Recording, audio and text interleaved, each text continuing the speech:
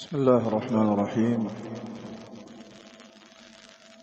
الحمد لله والصلاة والسلام على رسول الله، وأشهد أن لا إله إلا الله وحده ربي لا شريك له، وأشهد أن محمدا عبده ورسوله صلى الله عليه وعلى آله وصحبه وسلم. وبعد، قبل أن نبدأ بدرسنا في تفسير السعدي رحمه الله، أحب أن أنبه إلى أمر وهو من الأهمية بمكان. أرسل بعض الإخوة مقطعا صوتا وصورة فيديو لشخص يقال له حسين العولقي،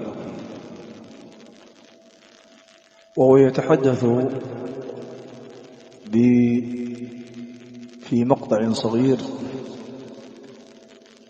باسم السلفيين أهل السنة. وهذا الرجل حفظكم الله وبارك الله فيكم انتشرت صوتيته في كل مكان حسب ما أخبرت في جميع مواقع التواصل، ونشرها أعداء السلفيين من الحزبيين وغيرهم، وأرادوا بذلك شين أهل السنة والقدح فيهم. هذا الرجل بسؤالنا عنه لم يعرفه أحد من أهل العلم، ولم يعرفه أحد من الإخوة، فهو مجهول الحال. والمستمع إلى كلمته يشعر وكأنه لقن الكلام تلقينا مرتبا، وإني والله أخشى أن يكون هذا الرجل دسيسة على أهل السنة السلفيين. ومن ركز في كلمته يشعر أن هذا المجهول في تكراره لكلمة نحن السلفيين نحن السلفيين. أقول حفظكم الله وبارك الله فيكم، السلفيون في أوقات الفتن والنوازل والأزمات لا يلتفون إلا حول علمائهم الكبار، ولا يخرجون عن توجيهاتهم ونصائحهم، ويلتفون حولهم، لأن الاعتصام بأهل العلم في أوقات الفتن والنوازل نجاة بإذن الله. وكما عبر بعضهم العلماء في أوقات الفتن سفينة نوح، من ركبها نجا ومن تخلف عنها كان من المغرقين.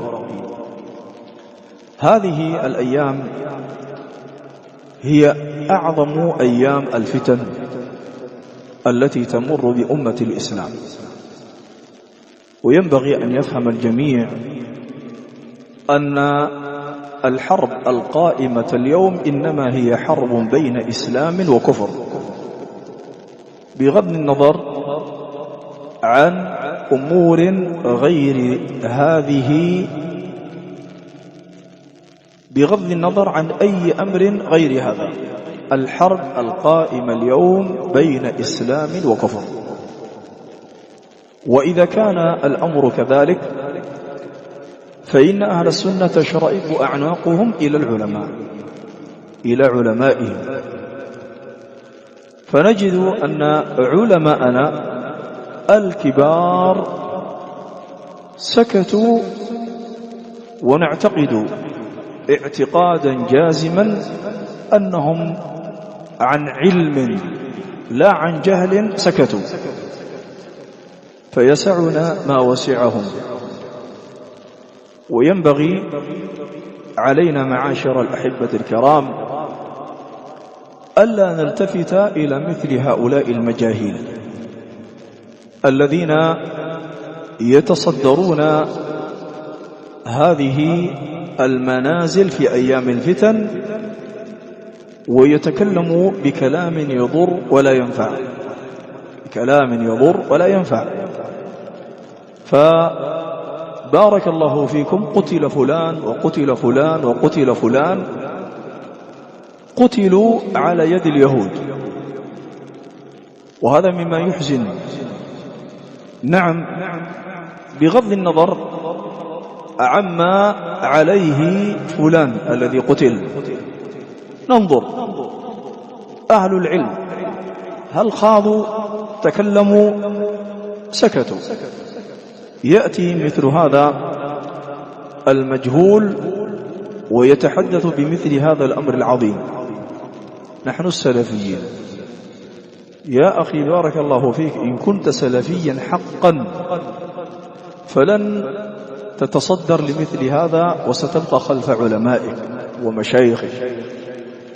وفي مثل هذا الوقت الحرج، في مثل هذا الوقت نخشى والله يا إخوان أن يكون هذا الرجل دسيسة إخوانية أو غيرها لتشويه أهل السنة والسلفيين في هذا الوقت الحرج.